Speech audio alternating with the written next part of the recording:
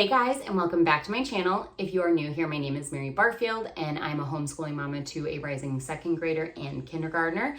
And today's video is going to be a little mini homeschool haul for y'all. I did a little shopping at thrift books, online, Amazon, as well as some of our local thrift stores around here, just for some last minute things that we needed for next year, as well as I found some good stuff that was on sale for the following year, 2 years from now.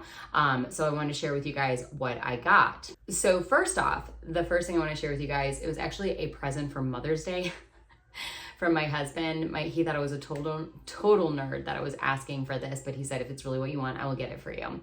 If you watch any of the videos previously from me, you'll notice I normally put things into binders, 1-2 inch binders. I think binders have a place in homeschooling, but I don't totally love them. However, I didn't truly love the binding system of putting workbooks together, that spiral, because then once you put it in there, it's permanently in there and I can't take sheets in and out of a bound book. So I stuck with binders until I did some research and found out there is a binding machine and spine system that allows you to have the best of both a binder with its flexibility of taking sheets in and out, because the spine is reusable and you can click it together and open it. And then also isn't super bulky like a binder, but it's like a bound book. And the system is the GBC Pro Click binding machine. It is super low profile. It's not super clunky and big like some other binding systems or machines that I've seen. That was another thing. I don't have a lot of space or storage. So when I found this and I realized like it's so heavy duty, but in this tiny compact thing, I was like, yes, this will work for me. It's super smooth. It punches all those holes really quickly. The only thing that you are giving up, instead of using one of those big things, you're sacrificing the amount of pages you can do at one time. This can only do 6 pages at a time. However, it took no time at all to do an 85-page bound book. To laminate the front page, back page, punch all of it, do all that stuff and put it together, it takes me maybe 5 minutes. It's really fast because this is super smooth. So it punches through really quick. You're in and out. Along with that, what makes it really work is these Pro Click spines that are reusable and they click together and then you can unsnap them if you need to put new pages in or take some out, which was like the big piece de resistance that I loved about this whole system.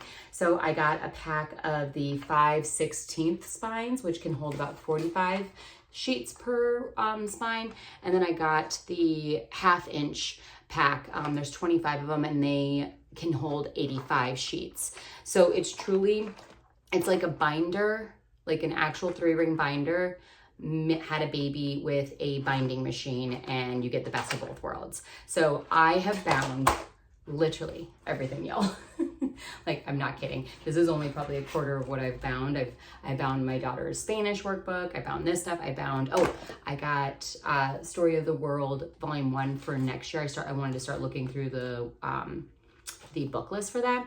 So I bound the activity guide together. I mean, oh my gosh, y'all, I love it. It's addicting. So I did my daughter's, my oldest, she's going to do the mini poems from Blossom and Root level 2 next year. So I bound her a little mini poem book. I did both my daughter's science workbooks for next year because we're going to be learning about space. I did my youngest, she's going to be doing the copy work pages from Blossom and Root for kindergarten. I did everything and it just makes my life so much easier. It's so much more organized and things aren't just so bulky with the binders. This is way easier to manage in my opinion. So I've converted from a binder person to binding books. Okay, next up from Amazon, I got 2. I'm going to show you. I'm going to put one down because I haven't opened that one. But I got 2 sketchbooks for my girls. I got the Amazon Basics sketchbook. It has 100 sheets of paper in here. And these are going to be my girls' history notebooks for next year. So we are doing American Girl history from Little School of Smiths, and we're going to be learning about all 8 of the original American Girl dolls in chronological order to give us a brief overview of U.S. history at a more gentle pace because, you know, my girls are younger. But what she recommends is getting the Canon Axel, which is this is the same size the Amazon Basics one is. It's a 9 by 12 inch book, watercolor book. So that only has 30 sheets in it, and we would have to get 2 or 3 of those to be able to, I looked through all the narrations within the curriculum and all the coloring activities and the things that we would be doing. And we would have had to buy 2 or 3 of them in order to do all 8 girls in these notebooks. So I opted to not get watercolor paper, just sketchbook paper, and in order to have 100 sheets so they could do all American history in one book. If we decide to do watercolor, I do have watercolor paper, and what I'll do is I'll have them do the watercolor on that paper and then cut it out and we can paste it in here. I just thought that was 1, more economical, but 2, just made more sense to have it all in one notebook. I think the reason she recommends the Canon XL is because most watercolor notebooks don't come in more than 30 or so pages anyways, because it's very thick paper. But 2, the curriculum that we are doing is 8 girls, but those are 8 individual units that she created. But she does recommend if you want to do a full year of history, you can then put them in chronological order, the units, and go through them. So 1 girl every 4 weeks for a 32-week curriculum. So when she talks about that, I think she means, okay, well, I'm just doing the unit study on Felicity or Addie, and you can easily do all those narration notebooking within one notebook. But I opted to go with the not as nice paper, aka not watercolor paper, with this in order to have it all in one notebook. So I got each girl 1 notebook for history for next year. To go along with that, I saw this, I cannot remember the name of this person. It's gonna be kind of hard to see. Can you kind of see it in front of my face? It's a stencil. I'm trying to figure out the best way to show this to you guys. And it has lines, and you can create lines on the paper, on the notebook.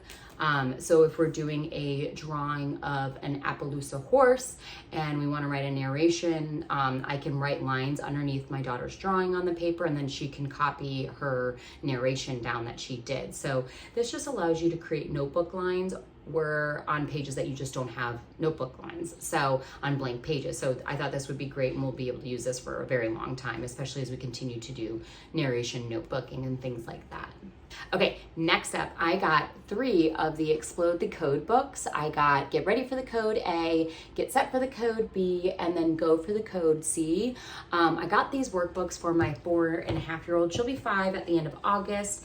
Right now she is using the Ordinary Parent's Guide to Teaching Reading, and that is going really well for her to learn phonics. She's already starting to blend letters and even read CVC words, so that's kind of exciting.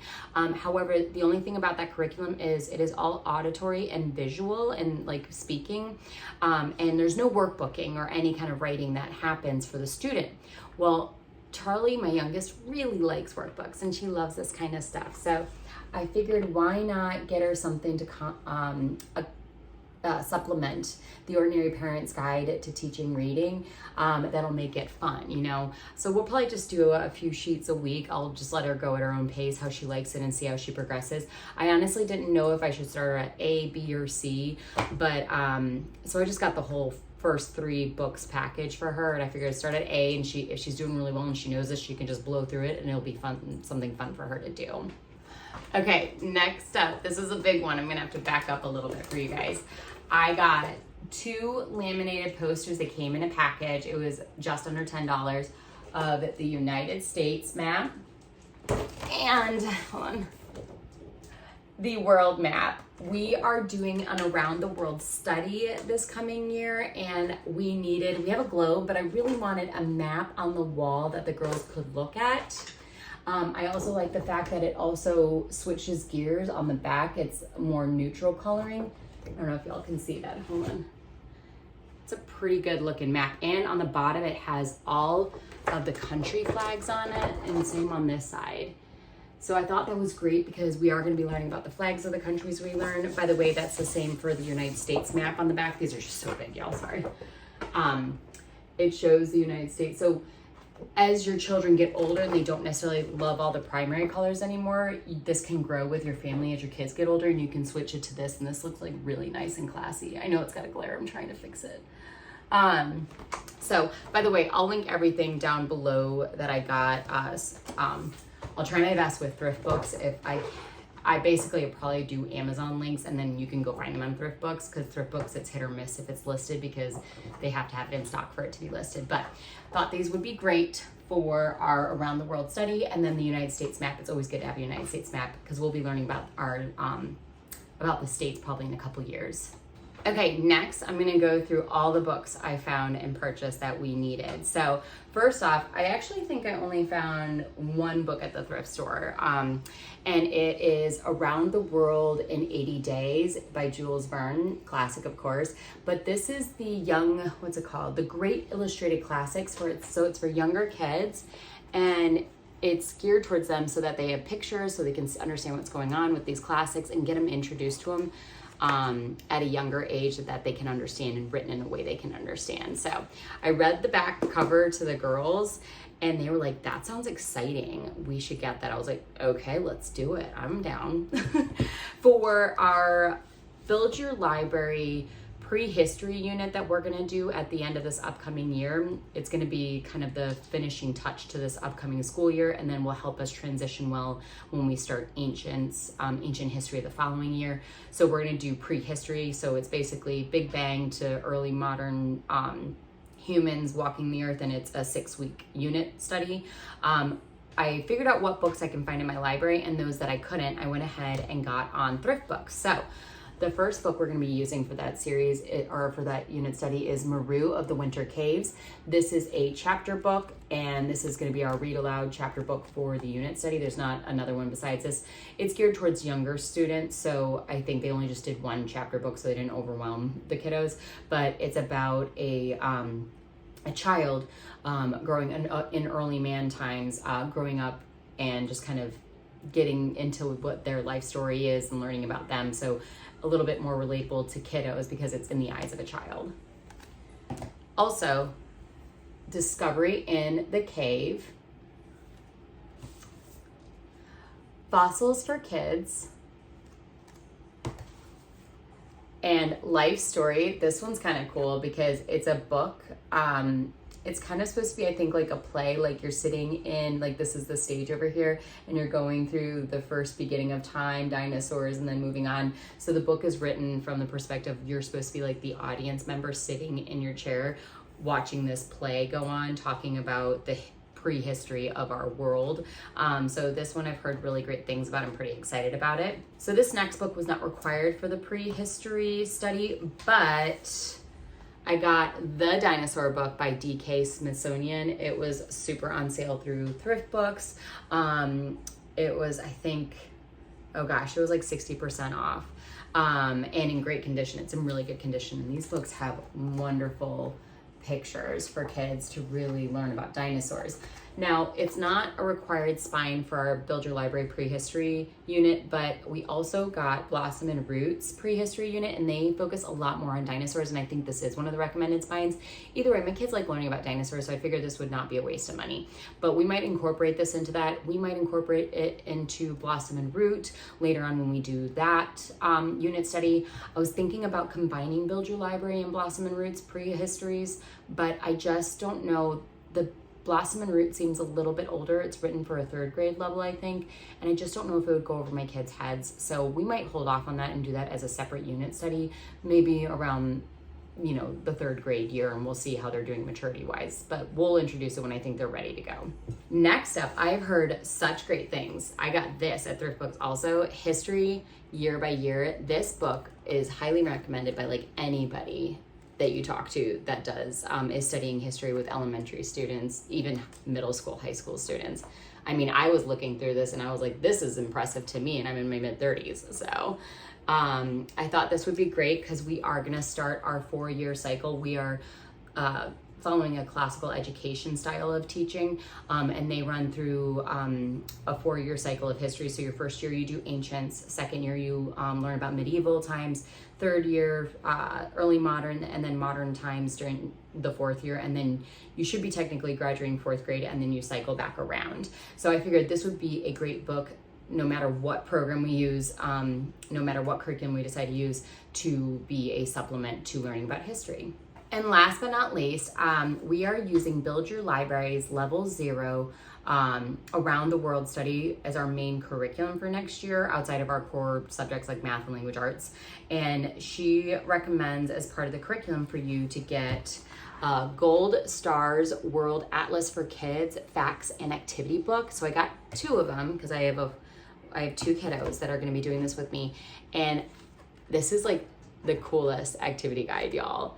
It's got so many fun things in there. This is a consumable because you're gonna be doing mazes and all sorts of stuff, but in her curriculum, she obviously schedules in there when you should do what activity, dependent on what country you're learning about. So I think this is gonna be super fun for the girls. It's so well done. I love all the colors, the pictures, and I think my girls are gonna absolutely love it. All right, so that's it. So most of it was for next year. I got a few things, you know, for future years, but they were just listed at such great prices, I couldn't pass it up. And, you know, I had to do it. Also, we love DK Smithsonian books. I feel like if you get a good copy, they're all an investment and you'll be using them for years to come. So it may seem like a larger upfront cost right now, but you'll use them later on, I promise.